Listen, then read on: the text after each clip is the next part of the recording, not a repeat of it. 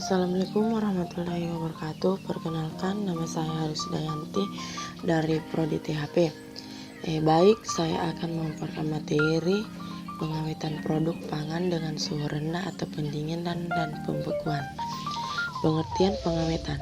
Pengawetan adalah cara yang digunakan untuk membuat bahan pangan memiliki daya simpan yang lama dan mempertahankan sifat-sifat fisik dan kimia makanan. Dalam pengawetan bahan pangan harus diperhatikan jenis bahan pangan yang diawetkan, keadaan bahan pangan, cara pengawetan. Prinsip-prinsip pengawetan pangan ada 3, yaitu yang pertama, mencegah atau memperlambat kerusakan mikrobial. Yang kedua, mencegah atau memperlambat laju proses dekomposisi atau autolisis bahan pangan. Dan yang ketiga, mencegah kerusakan yang disebabkan oleh faktor lingkungan termasuk serangan hama. B. Cara pengawetan dengan suhu rendah. 1. Pendinginan. Penurunan suhu di bawah suhu minimum yang dibutuhkan untuk pertumbuhan mikroorganisme dapat memperpanjang waktu generasi mikroorganisme dan mencegah atau menghambat perkembangbiakannya. Berdasarkan pada kisaran suhu pertumbuhan, mikroorganisme dibedakan atas 3 kelompok bakteri psikrofil, yaitu bakteri yang hidup pada daerah suhu antara 0 derajat 30 derajat Celcius dengan suhu optimum 15 derajat Celcius. Bakteri mesofil, yaitu bakteri yang hidup di daerah suhu antara 15 derajat Celcius sampai 55 derajat Celcius dengan suhu optimum 25 derajat sampai 40 derajat. Adapun faktor-faktor yang mengendalikan waktu simpan bahan pangan segar dalam penyimpanan dingin meliputi: 1. Jenis dan varietas bahan pangan. Yang kedua, bagian dari bahan pangan atau bagian pertumbuhan tercepat memiliki kecepatan metabolisme tertinggi dan waktu simpan terpendek.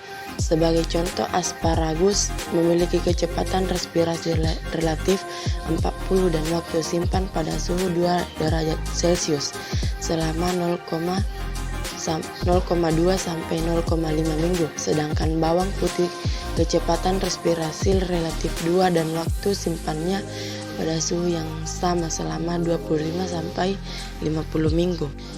Yang ketiga, kondisi panen. Contoh adanya kontaminasi mikroorganisme, kerusakan mekanis atau bahan pangan terkelupas, memar dan sebagainya, dan tingkat kematangan. Yang keempat, suhu pendistribusian dan suhu penjualan.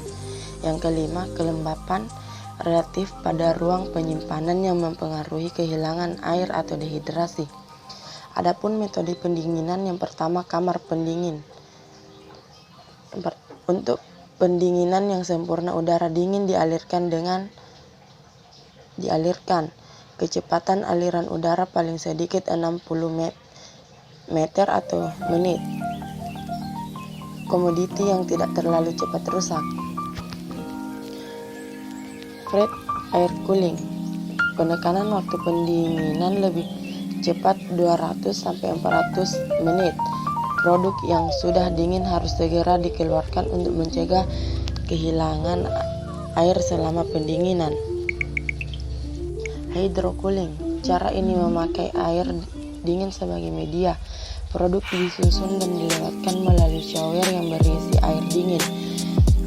Suhu produk kurang lebih 0 derajat Celcius.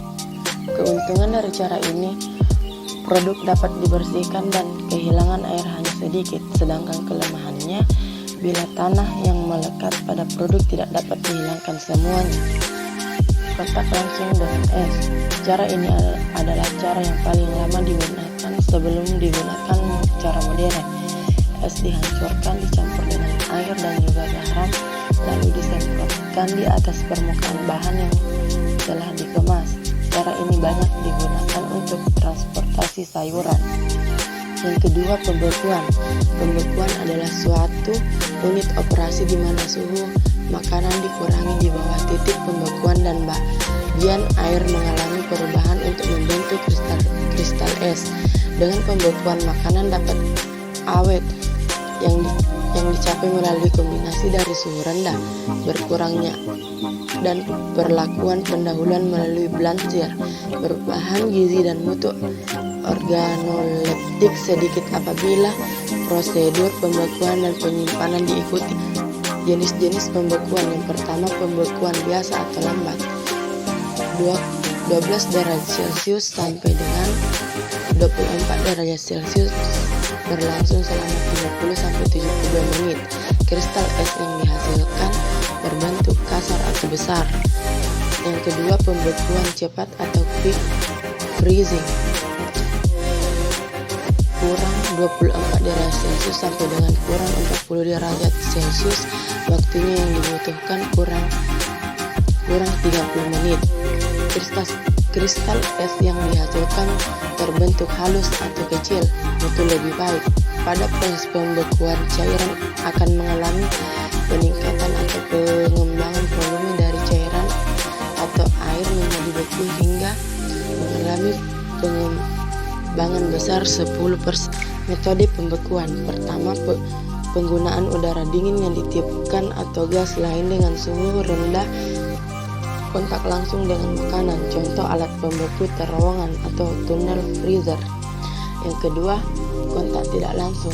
Yang ketiga, makanan atau cairan yang telah dikemas, kontak dengan permukaan logam atau lempengan silindris yang telah didinginkan dengan cara mensirkulasikan cairan pendingin, contohnya alat pembeku lempeng atau plate freezer.